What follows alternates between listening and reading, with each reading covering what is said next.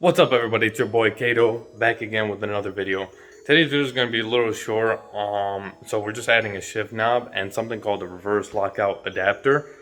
And I'll kind of explain as we go. So yeah, let's get started.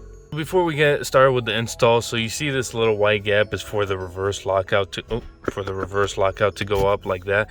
So this is the adapter right here by Blocks. So basically this is going to go there, covering it, allowing the reverse lockout to go in through there and just cover this section, so you can leave the shift knob there. All right, so let's get started. So first things first, I mean, it's pretty self-explanatory.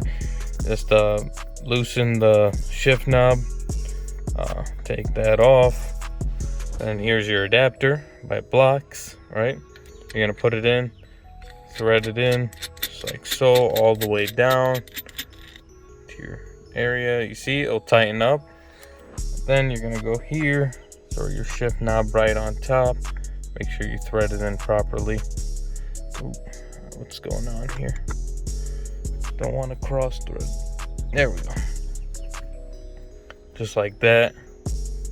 And also this adapter is going to be as a stop hold for your thing, so then when you tighten it,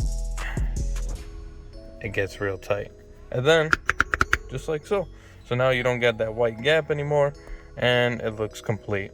So it was a really short video because it's like a really easy install. I just wanted to show you guys that adapter because a few people might not know about it. So thought I would show you it, so then you can pretty much use any shift knob that you have that have different threads on them or something like that, that don't have like an opening for the reverse lockout. You can just get that and you'll be good. Alright guys, I hope you enjoyed the video. Don't forget to like, share, subscribe, do all that good stuff. And especially don't forget, spread love, not hate. Until next time, guys. Peace out.